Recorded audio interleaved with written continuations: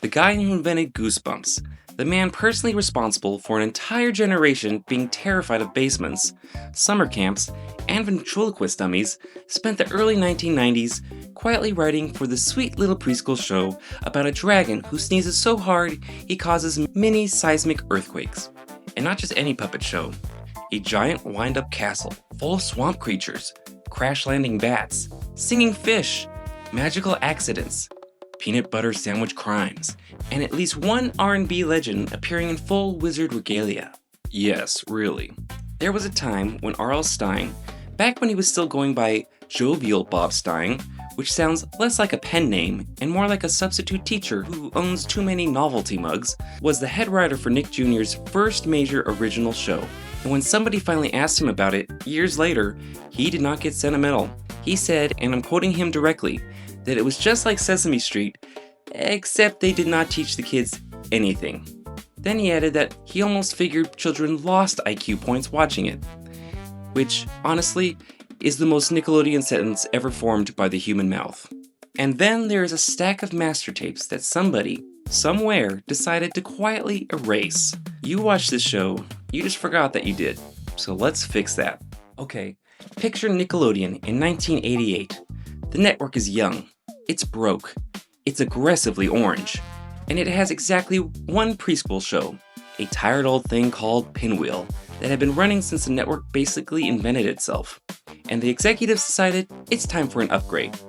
So two of them, Debbie Beese and Judy Kachke, cook up a concept, a magic castle, a sorceress in training, a bunch of weird little creatures living in the moat. They team up with an animation studio and a puppet shop, and they need somebody to actually write the thing. Here is where it gets dumb in the best possible way. One of the producers, Kit Laybourne, had once worked with R.L. Stine on some little animated Colorforms project. They had a good time, so Laybourne just calls him up, asks if he wants to write a preschool puppet show. Stine had never written for television in his life, not once. He says yes anyway, and it does not hurt at all that Kit Laybourne happened to be married to Geraldine Laybourne, who happened to be the head of programming at Nickelodeon, who would soon basically run the entire network. The show got a straight-to-series order of 65 hour-long episodes before a single frame was shot. That is not a let's see how it goes order. That is a we have already bought the castle, the dragon, the moat goblins, and possibly a fog machine kind of order. Nepotism and chaos. Holding hands, skipping off into the sunset. And what did the network actually give Stine to work with? Almost nothing. They told him they wanted a dragon, maybe a bat, some swamp creatures. That was the entire brief. Everything else, the personalities, the jokes, the voices, the whole soul of the thing, Stine made up himself. Magic powers of my own, help me fix this broken phone. Oh. Oh, I said phone, not Eureeka bone. became the sorceress in training whose spells constantly went wrong, because apparently the castle's magic system was powered by trial, error, and the same confidence I had trying to install printer drivers in 2006. Oh, sure, Batley. You told me you wanted lemonade this morning. So I went up to the kitchen and I got us 2 lemonades. Magellan became the giant green dragon, sweet, emotional, childlike, sneezy, and built like someone asked, what if Big Bird had anxiety and lived inside a medieval daycare? Oh, hey, why don't you guys watch where I'm going, huh? Batley became the nearsighted blue bat who crashed into things and immediately announced, I meant to do that.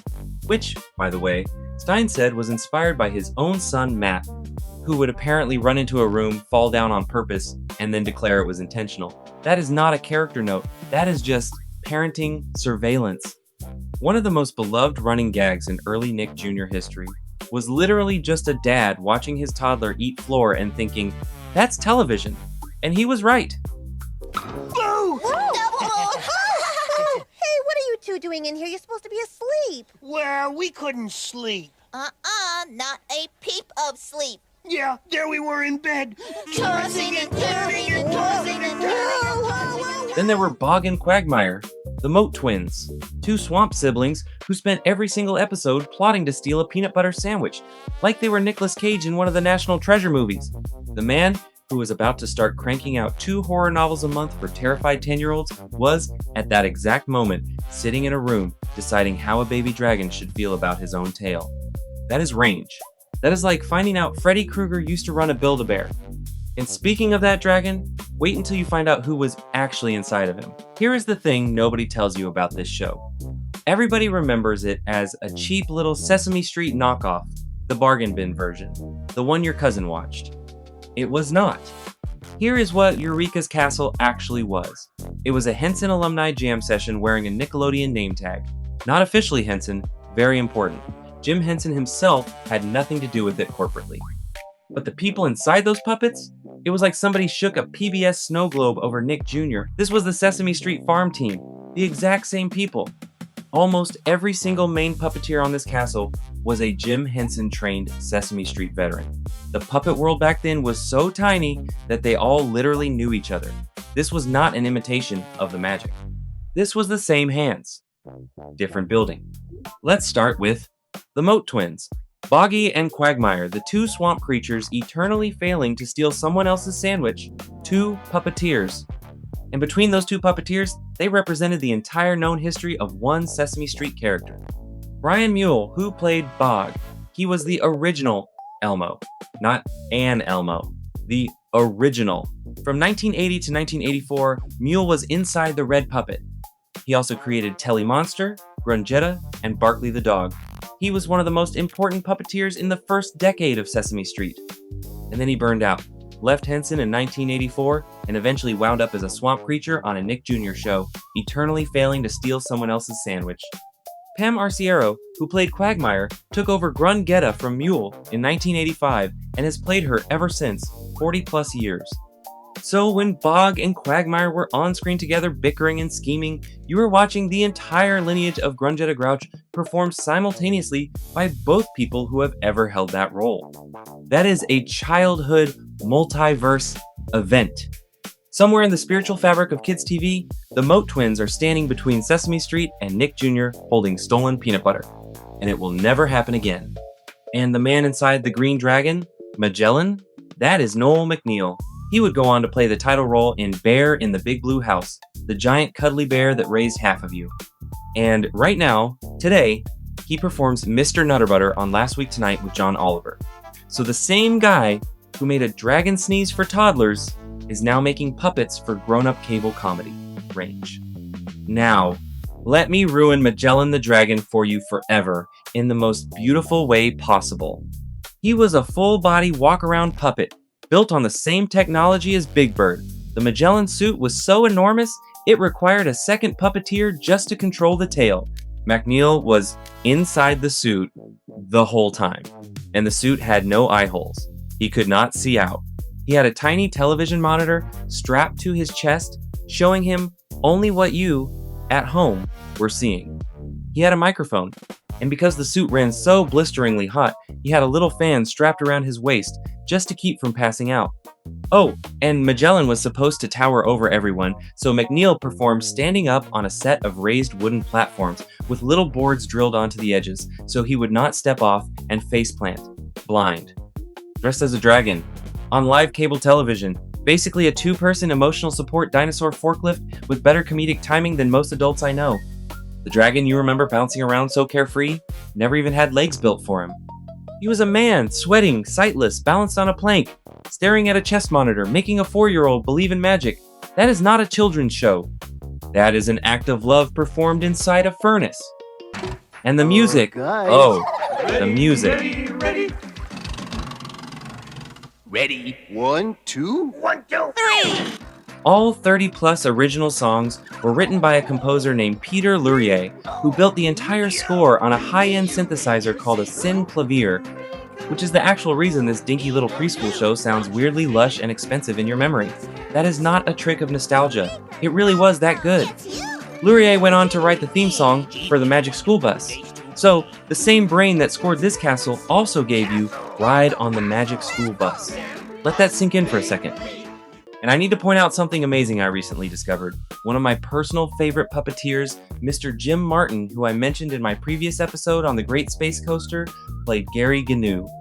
He also was a puppet performer here on Eureeka's Castle, not to mention the director of many of our favorite childhood shows, such as Between the Lions, Bear in the Big Blue House, and Sesame Street.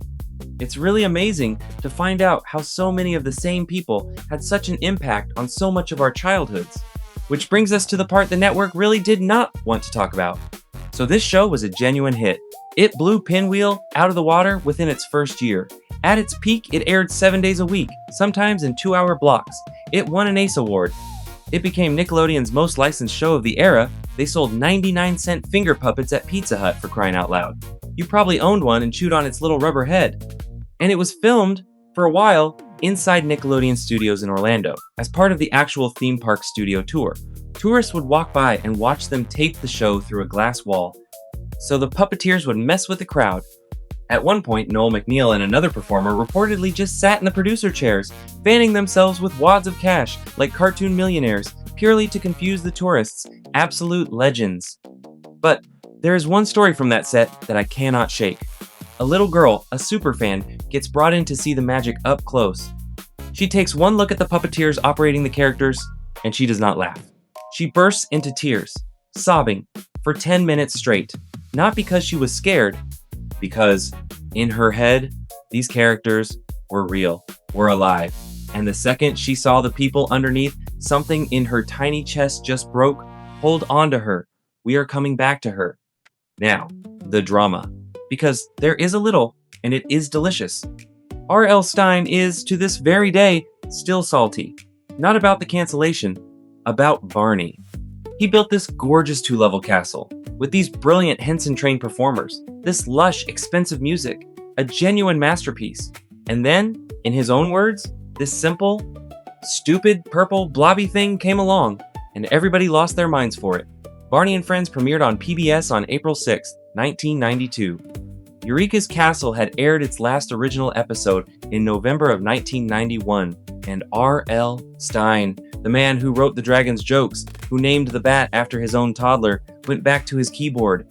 8 months later, he published Welcome to Dead House, the first Goosebumps book.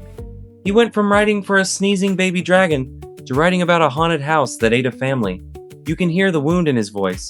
Decades later, a man still haunted by a dinosaur. And then there is the blooper reel. Stine claims he still owns a 20-minute reel of all these sweet preschool characters flubbing their lines on set and immediately blurting out expletives, all while staying perfectly in character. So somewhere, in R.L. Stine's house, there is a tape of Magellan the dragon cursing like a sailor. It has never been released. That tape belongs in the Library of Congress. I need to see it. It has never been released. Of course it hasn't. The show ran from 1989 to November of 1991, and they even gave it a primetime finale special where the gang finds a magic box belonging to a grand wizard. You hear obscure Nick Jr. puppet show, and you do not expect one of the smoothest voices in American music history to walk in like he is blessing the castle with Grammy-level magic. But that is exactly what happened. Luther Vandross, 5 Grammys, here and now, never too much, dressed as a wizard, on a Nick Jr. preschool special. This actually happened. And when the show ended, nobody ever told Stine why. He just guessed they figured they had enough episodes and moved on. But here is the real tragedy. And it changes everything. A few years after the show wrapped, somebody at the network erased the master tapes, the original full-length episodes. Just wiped. Gone. Like somebody cleaned a counter. That word hurts. We are talking about pieces of childhood television history, whole versions of a show that aired, shaped memories, lived inside people's mornings, and then just disappeared from the official archive. The definitive version of a show that toddlers across an entire decade adored now survives mostly through aging VHS recordings and grainy uploads. Only 26 half-hour syndication edits made it to Paramount+. 26 episodes from a show that produced over 100 hours of original content. The math on that is heartbreaking. That Luther Vandross finale? Considered lost for years. Until, in February of 2024, a Redditor announced they had found a home recording of it. Not an archive vault. Not a studio restoration. A regular person's tape that some parent in 1991 had stuck into their VCR and forgotten about in a box somewhere. That tape saved a piece of television history that a major network couldn't be bothered to preserve. In April of 2024, it was uploaded to the Internet Archive. The Luther Vandross wizard scene exists because one family didn't throw away their tapes. The internet exists for many things. Apparently, it also exists for finding Luther Vandross wizard footage. And one more thing. One thing that hits differently when you know who these puppeteers were, Jim Henson died on May 16, 1990. The cast was mid-shoot at Nickelodeon Studios in Florida when the news arrived. These were people who had trained under Henson, who had come up through his world, who owed their entire careers to the tradition he built. And they found out he was gone while performing in a castle in Florida. A producer shut down the set. They gathered in the green room, and they just stopped. Because the man who taught them how to make magic was gone, and they could not pretend that day. I do not know why that detail gets me, but it does. And I keep thinking about that little girl, the one who cried for 10 minutes because she saw the people underneath and realized the characters were not real. Here is what she had backwards, and what we all have backwards. The dragon was not real, fine, but the man inside him, blind, sweating, balanced on a board so he would not fall, holding a microphone, watching a tiny screen just so he could look down at you and love you, that man was as real as it gets. The magic was never the puppet. The magic was always the person willing to disappear inside of it so that you would never ever have to know they were there. And maybe that is why shows like this stay with people. Not because we remember every plot. Most of us don't. We remember the feeling, the glow of the television in the morning, the carpet under your elbows, the strange comfort of knowing the same characters would be there again. The world outside could be confusing, loud, adult, and too big, but inside that castle, everything was strange in a safe way.